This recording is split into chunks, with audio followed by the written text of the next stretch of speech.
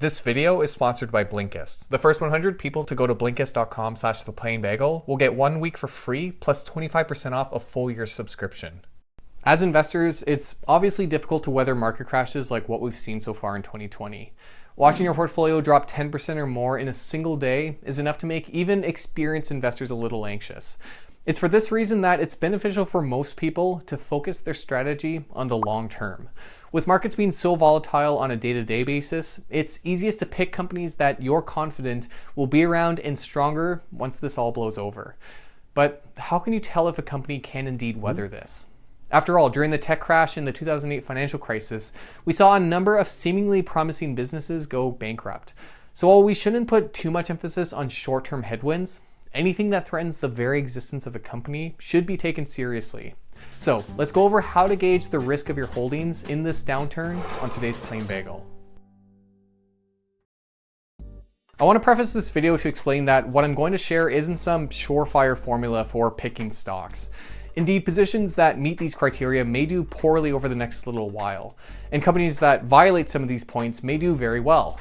The point of this checklist is to help you gauge the risk of your holdings during a downturn and to identify red flags so that you can adjust your portfolio to your risk tolerance. If you find you have some high risk plays in your account, it may not be a red flag if you're well diversified. But if all your money is tied up in just a few risky firms, you might want to reconsider the diversification of your holdings. I also want to highlight that in addition to these factors, there are a lot of company, industry, and event-specific details that will influence how a stock handles this downturn. For example, with the current COVID-19 pandemic, some companies are going to have a much harder time simply because of the products and services they offer and the specific nature of this downturn. So while we'll be focusing on industry agnostic factors to consider, you should also take this information into account as well, as it could very well determine whether a company survives or not. But with all that being said, let's go over 4 areas you need to look at to understand how well equipped your holdings are to weather and handle an extended period of lower revenues. The first of which is the company's profitability. This may seem like a no-brainer, since over time companies have to make money to survive, and indeed that's where a lot of the value for their stock itself comes from. But leading up to this downturn, we had a lot of popular companies that were in the red. This doesn't necessarily mean they were bad businesses, but it does put them in a bad spot. You see, companies that are experiencing high growth will usually spend more than they make up front to help build out their production and to expand their consumer base through marketing, a strategy that's worked wonders for companies like Amazon. The funding for this spending usually comes from investors in the form of equity and debt. And when times are good, this money is pretty easy to come by. But when we see stock markets fall and fears of a recession grow among investors, the market often becomes less forgiving of loss-generating firms, and investors become less willing to fund the expenditures of startups, putting these companies at risk of running out of money. So it's worth seeing whether a company is profitable, and if they are, take a look at their margins. A profit margin is equal to the company's earnings divided by their revenue, and the bigger the margin, the better. Now, unfortunately, different industries use different measures of profitability when analyzing a company's margins. For retailers, a simple net income margin from their income statement may suffice, but real estate companies use measures like net operating income and funds from operations. So keep that in mind when you're going through your companies and determining how profitable they are. You should also check a company's cash flows to make sure the money that they say they're earning from operations is actually entering their bank account. After all, when bills come due, it's a company's cash balance that keeps the collectors at bay, not the accounting estimate of their gains or the value of their assets on their balance sheet.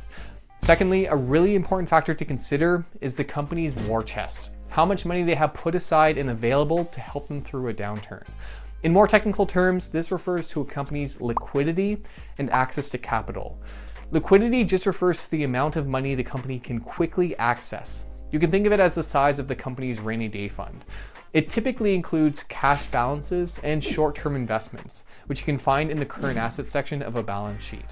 It's also worth considering the money the company can quickly borrow from banks. For example, in a company's regulatory filings, you can find disclosures about unused or available lines of credit or revolving credit facilities. This is money they've been pre-approved to borrow and spend. And if these companies face a temporary drop in their cash flows, it can help them bridge the gap and continue paying bills until things recover and they start making money again. To gauge liquidity, you can use ratios like the current ratio, quick ratio, or cash ratio. These ratios all follow the same premise, but each one is slightly more strict in their definition of liquidity than the previous. The current ratio is simply a company's current assets that can be converted to cash within the next 12 months, divided by the current liabilities, amounts generally owed over the next 12 months. And it shows whether the company can roughly meet their short-term obligations. The quick ratio takes the same measure, but excludes some current assets, like inventory, from the calculation, since these items may be hard to liquidate in a downturn. And the cash ratio only compares current liabilities to cash and short-term investments the company has on hand. During a crisis, the cash ratio is the most conservative one to consider, since it doesn't rely on the solvency of third parties. But all three have merits in gauging the liquidity of a company. You should compare the metrics to peers as well as historical values for a company to see where they stand. Third of all, we of course need to understand a company's debt. Debt is something that can be very useful to corporations to leverage their growth and boost profits. But being over-levered increases the risk of a company going under and out of business. After all, a company with no debt and a flexible business can essentially hibernate through downturns and simply resume operations once things recover. But levered companies have interest payments they need to meet, and if they default or miss one of those payments, there are severe ramifications. Unless the company files for bankruptcy protection, which alone can crash the stock, or reaches an agreement with its bondholders, creditors will have the right to demand the company liquidate its assets so that they can recover their principal from the proceeds. And once bondholders have had their pickings, there's rarely much left for shareholders to recover their own capital. Now, low interest rates have made debt more affordable to companies, and the recent rate cut has extended that. But it's likewise encouraged companies to take on more debt than necessary. So with our current predicament, it's something worth scrutinizing. Now, you can gain a quick understanding of a company's debt position by observing three main items: their debt balance, their interest payments and the interest rate, and their covenants. The debt balance is how much principal they owe to their creditors. And aside from just looking at the number as a whole, which doesn't mean much on its own, there are a few ways to gauge how much a company has borrowed. A simple one is to take the company's debt balance and divide it by the total value of assets on their balance sheet. Net debt to EBITDA, or earnings before interest, tax, depreciation, and amortization, is another handy ratio, but one that will be impacted if business activity falls. Secondly, the interest rate is the annual percentage of the debt balance a company has to pay to creditors on a regular basis. Management will often disclose the company's weighted average interest rate in their filings, but you can also refer to the dollar interest expense reported by the company in their income statement. With this figure, you can calculate the interest coverage ratio, which will show you how many times a company's operating profit covers their interest obligations. But again, profits may fall in a downturn and deteriorate this ratio. Finally, as you're probably aware, many debt arrangements require a company to meet certain operating criteria to make the loan safer for the lender.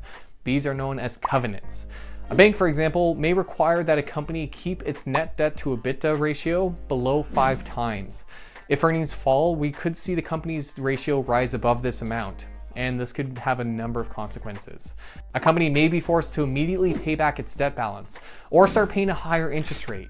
Regardless, it's something we'd want to avoid during a crisis. So if you invest in companies with debt, take some time to understand their covenants and how much wiggle room they have in meeting these criteria. A company well within their covenants will be in a better position going into a downturn than a firm that's already close to violating their terms.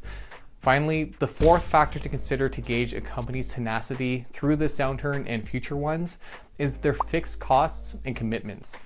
While debt is usually the first thing investors scrutinize about a company during a downturn, a company can still go out of business if they have other fixed costs they need to meet without the necessary revenue streams. The best example of this is the lease. A lease is an agreement a company enters whereby they pay someone to use or borrow their land, buildings, or equipment, much like when you enter a lease for an apartment. While leases make it easy for companies with fewer assets to run a business, they too come with ramifications if you miss a payment. For example, a lessor may demand the assets be returned, or even pursue litigation to recover the remaining balance owed on the lease. This is something that could cripple operations and even force a company to shut down. Companies may also have other unique commitments that don't show up explicitly on their financial statements. For example, an airline company may have a derivative agreement whereby they've agreed to purchase $5 million worth of jet fuel in 2020. But with many planes currently grounded, companies with no use for this will still need to cover those obligations. So it's worth going through a company's commitments and contingencies, which you'll find in their regulatory filings. And if you can extract a company's fixed costs from their income statement, you can calculate the fixed cost coverage ratio to see how well covered the company's expenses are. So those are the 4 things to consider when gauging a company's tenacity through this downturn: profitability, liquidity, debt, and other fixed costs and commitments. Of course, this in no way will give you the whole picture of how a company will handle this current downturn, nor will it tell you how a stock will perform moving forward. There are also a lot of unknowns that could influence individual companies that we simply can't account for in our research. So it's impossible to predict who will falter and who will come out on top. That being said, there is no excuse for turning a blind eye to what we can know about our holdings. If you want to allocate some of your portfolio to a riskier company you have faith in, by all means, but be aware of their financial position going into this. Not only will this help you identify red flags, but it should give you peace of mind through market volatility. After all, if you understand the quality of your holdings, it's a lot easier to stand by them when prices fall 10, 20, 30% or more. As I'm sure you know, one of the best ways to learn about finance is by reading. Many great investors have written books sharing their wealth of knowledge, and there's a lot to be learned from them.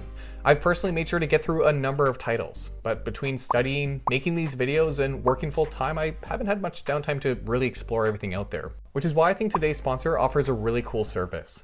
Blinkist is an app that takes key insights from thousands of books and condenses them into just 15 minutes that you can read or listen to. Books are also divided into short blinks, which are like mini chapters. So if you only have a few minutes, you can still learn something new.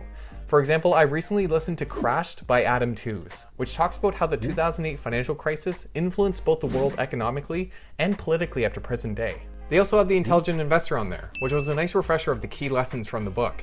But if you're looking to take on the value investor's rite of passage to get through the actual text, you can do that too, thanks to Blinkist's new audiobook section, where members can pay a discounted price to listen to full texts like The Intelligent Investor. But Blinkist's library goes well beyond investments, with topics covering everything from philosophy to health and nutrition. It's a service that's great for anyone with a busy schedule. And if you want to check it out, the first 100 people to go to Blinkist.com/theplainbagel will get 1 week for free, plus 25% off the full membership fee. So if you're looking to expand your knowledge and support the channel, click the link in the description below and check out Blinkist. If you like this video, make sure to hit the like button. If you like what we're doing here, make sure to subscribe. Hit the bell icon for notifications about future videos. If you have any feedback or topics you want me to cover in a future video, leave a comment down below. For The Plain Bagel, my name is Richard Coffin. Thanks for joining me today.